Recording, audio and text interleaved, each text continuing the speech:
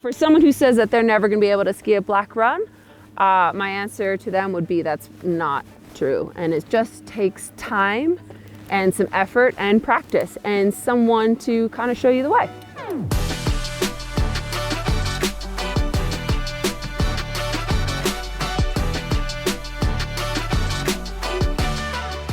So, a few things that can be really intimidating about skiing black runs and people can get a little fearful of is the steepness as well as bumps. There's also trees, there could be some rocks, there's some gullies, there's some breakovers, there's lots of different more natural features to manage. After you go through today's lesson, I think you'll find that you're going to feel a lot more comfortable in the bumps, a little more confident, especially with lots of practice. And you'll also be able to start looking at black runs and runs with obstacles and look at them through a different lens where there are some tools to help you start a turn and not just obstacles and things to go around.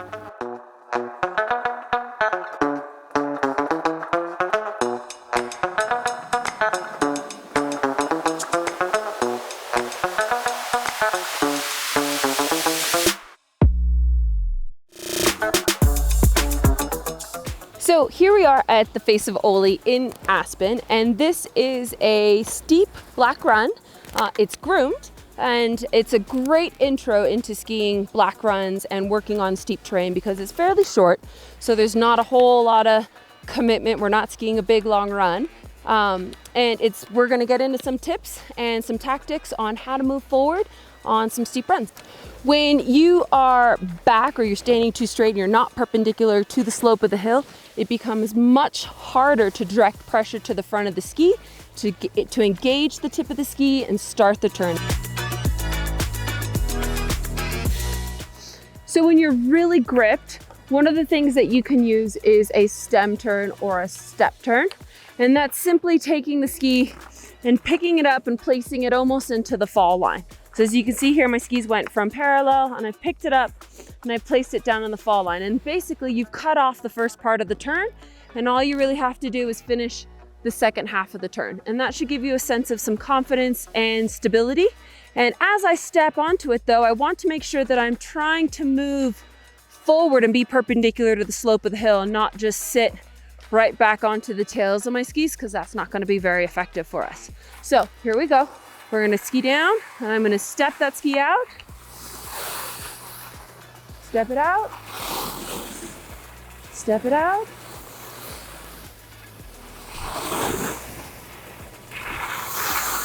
So that's just a quick little thing to use when you get really intimidated on a pitch. And basically you can't think of anything else but how steep it is and how are you going to get around. That's always a safety turn to make. And so now, once you've gotten a little bit of confidence doing that, I've got a couple other tips to share with you that's going to help keep both skis in a parallel relationship as we move down the hill and still work on moving forward and controlling our speed. So another thing to try when you're on a steep hill is what's called a patience turn. And this is where we can start in a parallel relationship and we're going to move forward onto the ski until the ski starts to creep its way down the hill. And so this is going to give us a little bit more flow, a little bit more connectedness, but still relatively safe, right? We're not jumping straight into making ripping carving turns down here on a black run. So as I'm standing here on the slope, I'm going to drive forward onto my boots, wait for the ski to start slipping, and then finish the turn. And then same here on the other side, move forward, the ski starts to move, and then bring it around. And see if we can start to connect them.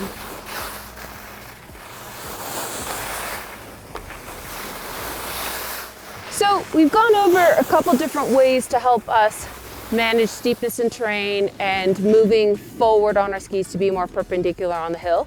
Now we're going to use the Carv fore-aft monitor to help check in and see how we're doing. So as a practice run, we're going to use the monitor and it's going to tell us how we're doing as we get forward over the skis. And ideally, the monitor is measuring from 0 to 100, basically 0 being as far back on your tails, heels as you can get, and 100 being all the way far forward, as almost hanging up on the front of the skis. And 0 and 100 are going to be virtually impossible to achieve. So our target ratio is between 45 and 60. So when I'm skiing down the hill here, I'm going to listen for the monitor with my headphones, and I'm shooting for 45 to 60. If you really want to push yourself, find a run that goes from steep to flat to steep to flat, and it's going to be really challenging to adjust your fore-aft movements to match the slope of the hill and be perpendicular. 46, 50, 52, 45, 50. So now I'm on the flatter pitch. 47. Pretty mellow, don't have to work so hard. 45, Still hitting right in the range of where I want to be, between 45 and 60. 48, And I'm coming up to a roller, 56, and I'm going to have to make an 55, adjustment as the terrain changes 50, here in about one 53, turn. Here I go. 51, 60, Down. 59, 57, 46, 50, And another change. 56, 55, 51, 53. The fore-aft 56, monitor is a 55. great tool to practice using on steep runs, just to measure how well you're moving forward onto the ski or not.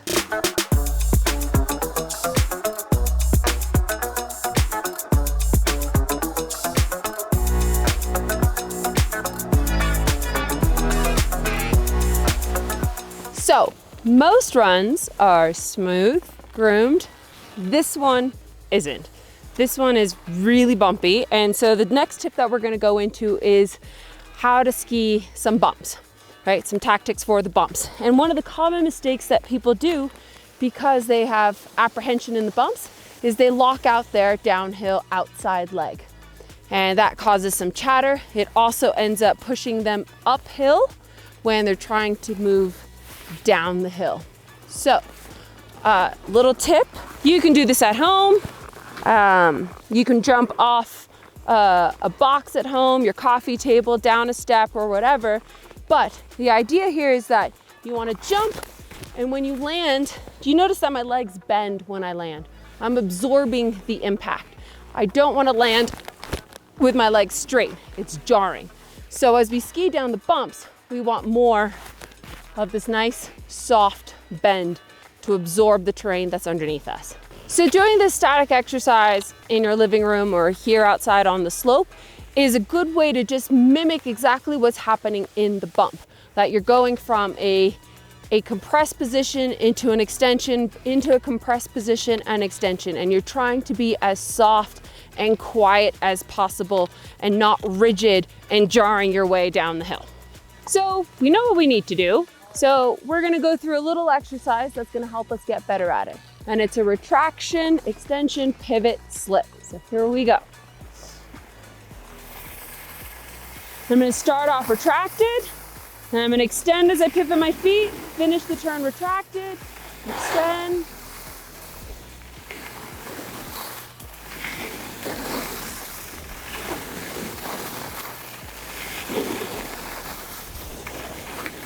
You see I'm getting quite flexed as I do this exercise. I'm allowing my feet to then extend, pretending I'm on the back side of a bump.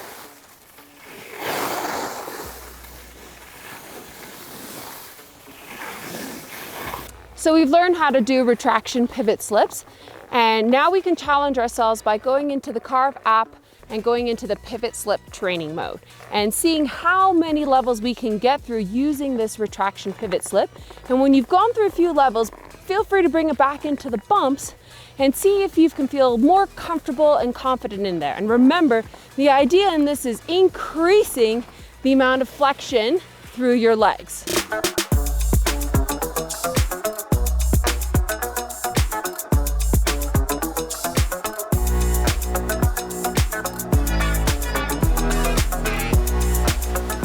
So as you guys can see over my shoulder, there's a selection of black runs, which we'll ski here together in a minute. But one thing I wanted to bring up before we jump in there is this notion of adaptability, being able to change and make a variety of turn shapes and sizes as we ski down, as opposed to holding to one type of turn or one shape of turn or one size of our turn. As we ski these runs, there's a variety of obstacles in our path. There's going to be some trees, there's going to be some gullies, there's going to be some high banks, there may be some big bumps, small bumps, irregular shaped bumps, gullies, And so the idea is to be able to have a variety of turn shapes and sizes so that we can adjust and manage the obstacles as we go down the hill. Standing up here and looking down can be really intimidating, right? Like we're looking at the length of the gully, we're looking at sort of obstacles. A good way to start looking at the terrain is, where can I possibly start my turn? Where can things be easier? And up here to start your first turn, something that might come in handy is that step turn that we talked about. Sometimes we just need momentum to get going and things start to flow down the mountain a little bit easier. And so that stem or step turn that we worked on was great, or even a patience turn to start. And once we get moving, we start to scan the terrain and we can look for opportunities to make those turns happen easier. So skiing runs like this require you to be very focused, and you're constantly looking and scanning ahead of you and making decisions on where to make your turn, where to shift your line to, rather than just looking at the trees and staying below. Like, I can already see behind me that there's a couple little bare spots over there. Like, I don't want to go over there. As I'm looking over here, there's going to be some spots, and my decision making is going to just keep changing as I look down the run and figure out what's going to be the smoothest and most fun line for me to make. So here I've got a big steep pick. I'm going to tighten up my turn for a couple bits here. And now I might actually do a couple little short ones.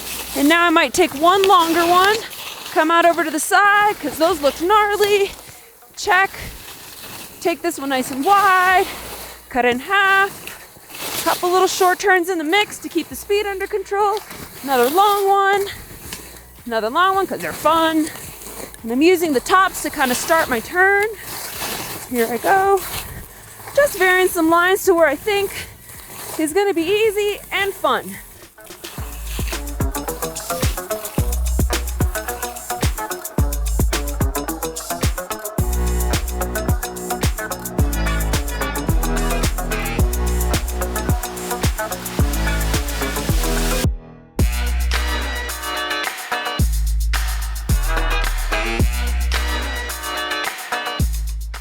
Thank you so much for following along into the intro to Black Runs. I really hope you enjoyed some of the stuff that we talked about today. And just to wrap up a little bit, so one of the first things that we talked about was moving forward, and that helps to match our body to the slope of the hill, being perpendicular. Next thing we kind of talked about was bringing in some more flexion into our legs as we start to attack some of the bumps and moguls that we encounter on Black Runs. And lastly, working on versatility and adaptability and being able to ski a variety of turn shapes and sizes so that we can avoid some bumps, trees, rocks, and pick certain areas on the slope, that might be easier for us to start a turn. And if you go out and practice them, you will feel more confident and more comfortable on Black Runs. And skiing runs like the one we're about to go down is going to be enjoyable.